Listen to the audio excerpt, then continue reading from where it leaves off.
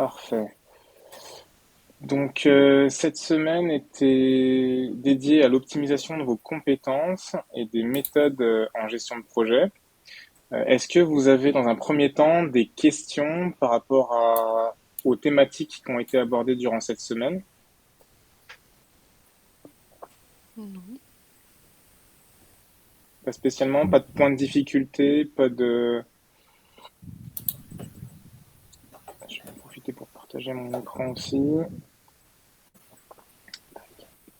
Alors, on va revenir rapidement sur les différentes thématiques de cette semaine. Donc, dans un premier temps, on a abordé ce qu'était la structure d'un projet, notamment avec les différentes phases du projet. Alors, les phases du projet, telles que je l'ai décrit dans la formation, sont au nombre de trois, avec l'initiation, l'exécution et la clôture. Vous pouvez avoir dans des projets ou des personnes en tant que chef de projet qui vous diront que il y a quatre phases dans un projet, d'autres cinq. À mon sens, en tout cas, même si on peut observer quatre ou cinq phases dans certains cas, elles rentrent forcément dans une des trois cases que je vous cite ici. Donc l'initiation est vraiment liée à la structure, aux prémices du projet, et le but de l'initiation est donc d'aboutir avec un business case. Ce business case est le contrat qui vous permettra de réaliser l'exécution du projet. Donc il détaille l'ensemble des activités. Et la clôture est là pour en effet ficeler et faire le point de jonction avec la phase d'initiation, mais aussi de pouvoir faire ce retour d'expérience de l'ensemble du projet. Donc par rapport au phasage du projet, est-ce que vous avez des questions et par rapport aussi aux exercices que je vous ai proposés à réaliser durant cette semaine? Ou est-ce que ça vous paraît clair?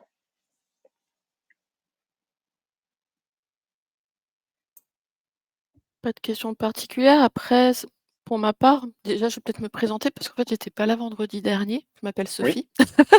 c'est c'est vrai. Bonjour Sophie. Voilà, bonjour. Donc je suis chef de projet dans l'informatique et ce que je trouve compliqué des fois et quand j'ai rendu mes exercices, c'est de se positionner parce qu'un chef de projet peut être côté client, côté fournisseur et des fois, c'est pas toujours évident de se projeter, dans l'exercice et c'est pour ça qu'on a fait quelques allers-retours ensemble. Parce que suivant où on est, dans le projet, on n'a peut-être pas la même visualisation en fait et voilà, c'est pas toujours ce qui était évident, pour ma part dans les exercices qu'il y a eu. En Voilà. effet, Sophie, tu n'étais pas la seule hein, à parfois avoir des difficultés à comprendre le positionnement du chef de projet. C'est vrai que le plus important dans le projet, c'est de cloisonner ce qu'on attend en termes de livrables. C'est ce qui vous permettra de mieux comprendre là où on va considérer que le projet est terminé et ce qui va pouvoir aussi démarrer cette phase de clôture. Euh, donc l'exécution en tant que telle est en effet tout ce que l'entreprise attend par rapport au projet. Mais c'est vrai que en fonction du positionnement, si on est client, fournisseur, euh, prestataire, le projet n'a pas le même début et fin. Mmh. En effet, du point de vue de l'entreprise, lorsqu'elle va vous demander un projet, pour elle, je sais pas moi, le PDG de l'entreprise veut dire, bah écoutez, j'aimerais un nouveau produit sur le marché, qui soit joli, qui soit accessible, qui puisse bien se vendre. Donc voilà. Pour lui, le projet démarre à la phase de conception parce qu'il faut que les équipes design conçoivent un projet. Donc pour l'équipe design, le projet va être concevoir un nouveau produit. Donc ils vont faire ces études sur le marché, quels sont les tissus à la mode, les couleurs, etc. Et ensuite, elle va transférer le bébé à cette équipe de production. Donc l'équipe de production, son projet, ça va être de mettre en place une chaîne de production pour pouvoir distribuer le produit. Pour cette équipe-là, du coup, c'est la phase d'exécution réside en quelle machine il faut mettre en place, quelles sont les personnes à mettre en place pour que cette chaîne de production puisse fonctionner. Et après, il y a le cycle de vente, comment un distributeur va pouvoir recevoir un produit, quel marketing il va faire autour de ça, quelle est la vente. Et voilà, chacun aura son positionnement sur l'étape, enfin le projet en tant que tel que le PDG voit, mais ça peut être trois projets qui se suivent, plusieurs. Et en effet, c'est vrai que tu as raison, Sophie, et d'autres aussi. Le positionnement est le plus important à mettre en place. Est-ce que ça vous paraît clair? Ça vous paraît cohérent? Oui, oui. Ensuite, ce qui est aussi très important dans la réalisation du projet, c'est la définition de vos lots de travaux. Alors, c'est vrai qu'on a tendance parfois à définir des activités qu'on considère comme, bah, écoutez, il faut un livrable, mais parfois le livrable est tellement grand qu'on n'en voit pas forcément la fin. Donc le plus facile, c'est de un petit peu saucissonner euh, un livrable en plusieurs étapes.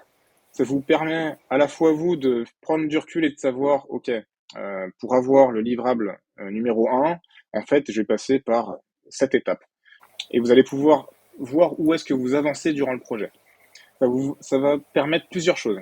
La première, c'est que vous allez pouvoir associer différentes équipes ou différentes personnes, si possible, hein, si le projet s'y prête, à chacune des étapes. Les étapes peuvent se chevaucher, mais elles peuvent se suivre aussi. Donc ça dépend aussi du contexte. Mais là où c'est aussi important, c'est que pour les personnes qui sont pas forcément dans le projet, vous allez pouvoir leur transmettre euh, euh, l'évolution du projet au travers de ces différentes étapes. Par exemple, un projet qui a une phase d'exécution avec 4 livrables, chacun de ces livrables subdivisé en 10 étapes, donc 10 lots de travaux, vous allez pouvoir vous dire que pour le livrable numéro un, si on a réalisé 4 étapes sur 10, bah, vous êtes à 40% d'avancement sur le premier livrable et vous allez pouvoir mesurer en fonction du poids de chacune des étapes, chacun des lots de travaux, vous allez pouvoir faire un pourcentage, un indicateur sur l'avancement du projet. Donc ça, c'est aussi pertinent à réaliser. Donc les lots de travaux sont importants pour bien comprendre où on se trouve par rapport au projet, mais aussi pour bien subdiviser chacune des étapes et bien comprendre comment on avance dans le projet. Est-ce que ça vous paraît aussi important, essentiel, compréhensible? Oui. Très bien. Ensuite, l'autre volet d'activité par rapport à ce qu'on a vu cette semaine, c'est lié à la performance, à la collaboration, aux compétences du chef de projet. Donc vous l'avez vu, il y avait un jour qui était dédié un petit peu au quotidien du chef de projet. Donc c'est vrai qu'il y a pléthore d'activités. Vous verrez que, et j'insiste beaucoup sur la formation, dans la formation par rapport à ce sujet, la communication est un petit peu la clé du chef de projet. Un bon chef de projet est forcément un bon communicant. Vous êtes au cœur de pas mal d'activités, donc du coup aussi pas mal d'interlocuteurs. Et l'objectif principal est que les interlocuteurs puissent vous comprendre, mais aussi puissent échanger avec vous. Donc il ne faut pas qu'ils aient peur de vous faire un retour, qu'il soit positif ou négatif, mais aussi il faut que ça puisse être une relation d'échange. C'est pour ça que j'insiste beaucoup sur les qualités, les soft skills, ce qu'on appelle, d'être une personne suffisamment humaine, réactive, mais aussi qui puisse se positionner dans différentes parties de l'entreprise pour mieux transférer les connaissances et ce qu'on attend aussi des personnes qui travaillent dans le projet. Donc c'est pour ça que le fait aussi de réaliser une collaboration, ça veut dire que moi en tant que chef de projet, euh, lorsque je recrute des personnes qui doivent travailler avec moi, le premier truc que je ne leur dis pas, c'est je suis votre chef et vous devez écouter ce que je dois vous dire. Pas du tout. Je leur dis plutôt, écoutez, moi je suis chef de projet, c'est un titre. Alors oui, il y a chef dedans. Par contre, j'ai aussi besoin de vous pour avancer. Si le projet est un succès, il peut pas être un succès parce que je suis le chef, il est un succès parce qu'on travaille ensemble. Donc c'est plus un travail d'équipe qu'un travail subordonné. Lorsqu'une personne comprend qu'en fait chaque personne dans une équipe a son activité à réaliser, est responsable d'une activité et elle est essentielle à la bonne réalisation du projet, c'est important de le transmettre puisque elle va aussi comprendre qu'elle a son importance pour bien faire au sein du projet. Donc le fait de créer du lien, ça paraît anodin, ça paraît suffisamment normal entre guillemets, mais c'est très important de parler parfois, même si ça dure 2 minutes, d'autres choses que du projet en lui-même. Ça permet aux personnes de prendre aussi du recul sur votre activité et de se dire, bah, en fait, c'est un être humain lui aussi. Voilà, c'est ce que je voulais partager aussi avec vous.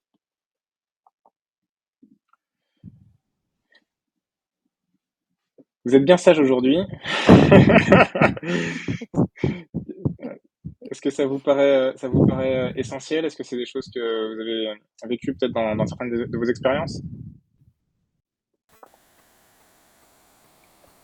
Oui, Ouais, personne répond. En étant chef d'équipe actuellement, effectivement, j'ai pris l'importance de la communication a vraiment pris tout son sens parce que, ben, au même titre que mener un projet, je mène des objectifs et si je veux pouvoir faire adhérer l'équipe, la communication va être très importante pour ben voilà, les emmener jusqu'au bout. Et je pense que effectivement, dans ce côté-là, euh, dans cette côté-là de la formation, moi, j'étais complètement à l'aise parce que c'est quelque chose que je pratique déjà. Très bien, ouais, c'est vrai.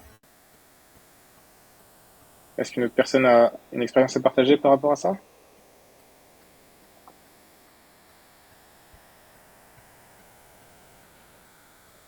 Après, il y a le type de Ensuite, communication qui est importante.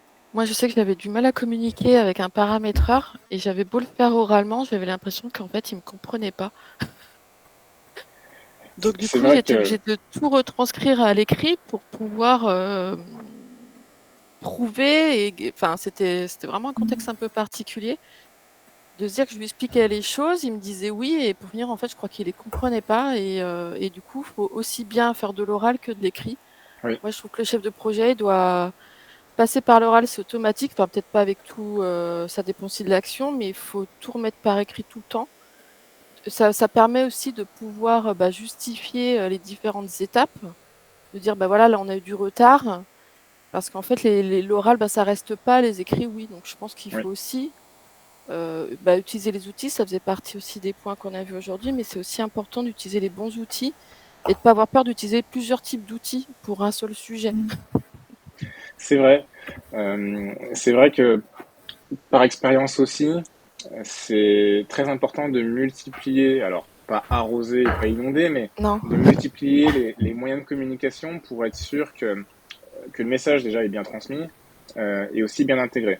Euh, c'est vrai que j'ai eu affaire dans une de mes expériences professionnelles à des collègues du côté asiatique et ils ont cette tendance à vouloir dire oui à tout, de dire oui, oui, pas de problème, je m'en occupe, oui, oui, pas de souci, je vais le faire. Oui, ce sera fait, en donnant même des deadlines, hein, en donnant des échéances. Et arrivé l'échéance, qui était suffisamment proche, rien ne se passe. Donc c'est vrai que on tendance à comprendre, mais est-ce qu'il a compris ce que je voulais? Et du coup, quand on creuse, il me dit, bah non, en fait, tu m'as dit de faire ça, mais en fait, je suis en train de le faire, mais j'ai pas compris du tout. Je dis, bah, pourquoi tu me le dis pas? Alors l'idée, c'est vraiment de communiquer en disant, est-ce que c'est bien compris? D'écrire un email, d'envoyer un chat, t'as vu mon compte rendu, est-ce que t'as compris, tu crois que ce sera bon pour demain ou pas? Et c'est vrai que le fait de multiplier les communications varie aussi, il y a peut-être un moyen préférentiel pour la personne de communiquer, ça peut être via un chat instantané, via un mail, via téléphone, parce qu'ils ont l'habitude de ça. Et du coup, on perçoit aussi qu'il y a parfois une préférence ou une réticence à travers un moyen de communication. C'est très vrai. Ensuite, par rapport aux exercices, est-ce qu'il y a des choses sur lesquelles vous vouliez revenir? J'ai échangé avec pas mal d'entre vous cette semaine. Je pense que c'était surtout par rapport au phasage des projets. Euh, Est-ce que tout vous paraît cohérent dans ce que je vous ai retourné en réponse? Oui.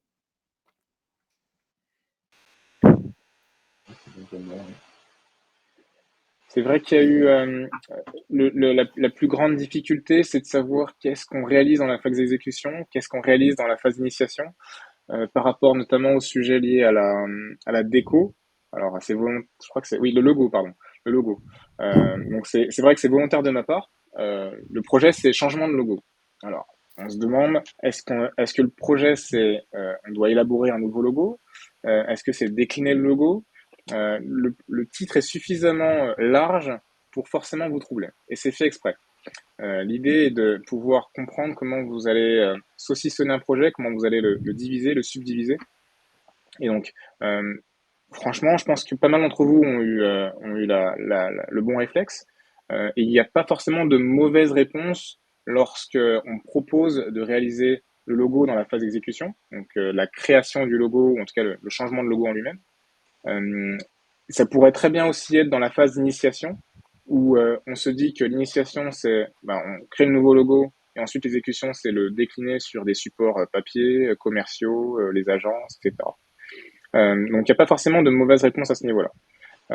Quoi qu'il en soit, c'est vrai que ça peut être 2 petits projets en un qui constituent l'ensemble du projet.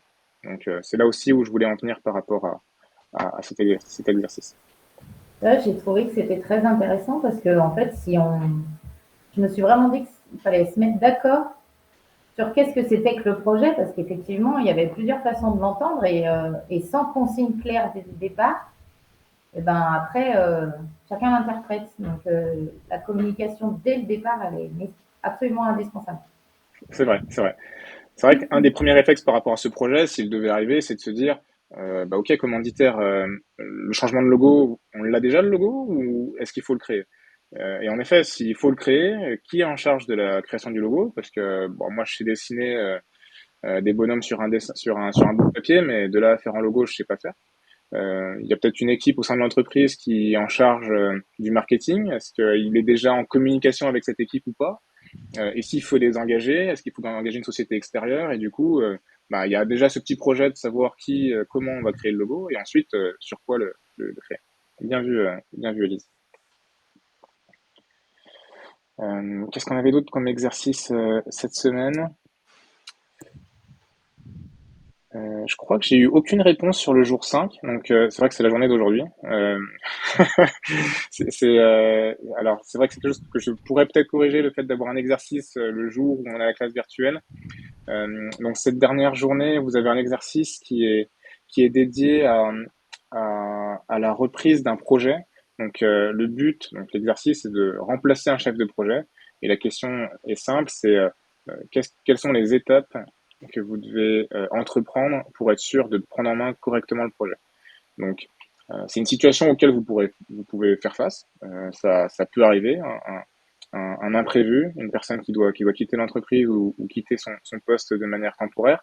Donc, cette mise en situation vous permet de savoir, OK, où est-ce que je me trouve aujourd'hui, quelles sont les informations qu'il faut que je récolte pour être sûr que je prends en main correctement le projet.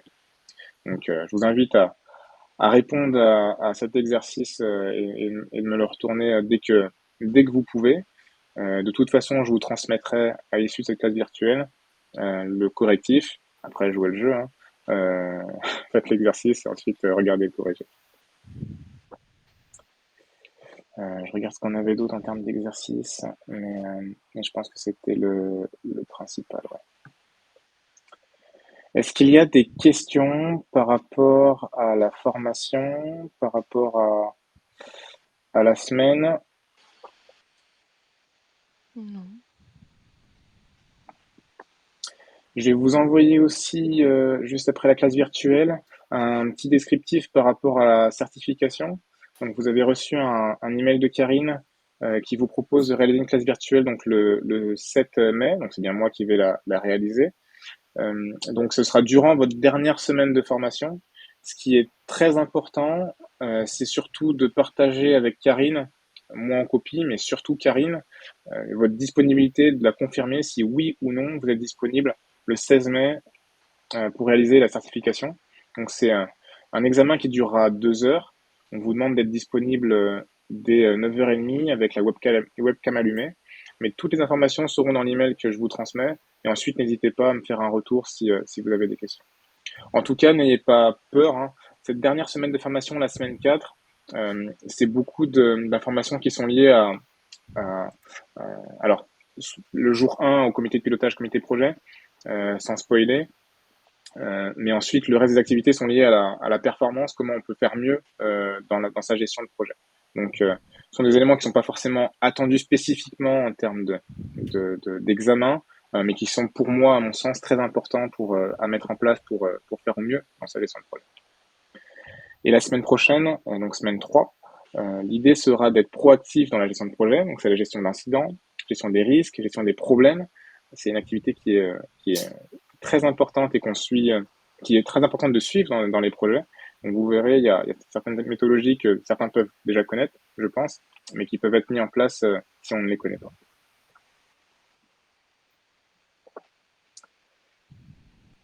Est-ce qu'il y a une dernière question?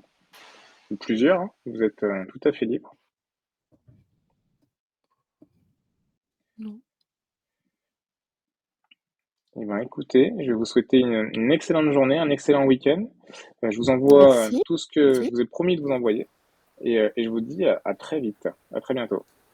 Merci. Oui, Bonne c'est journée. Bonne journée. Au revoir à tous. Au revoir. Ciao. Au revoir.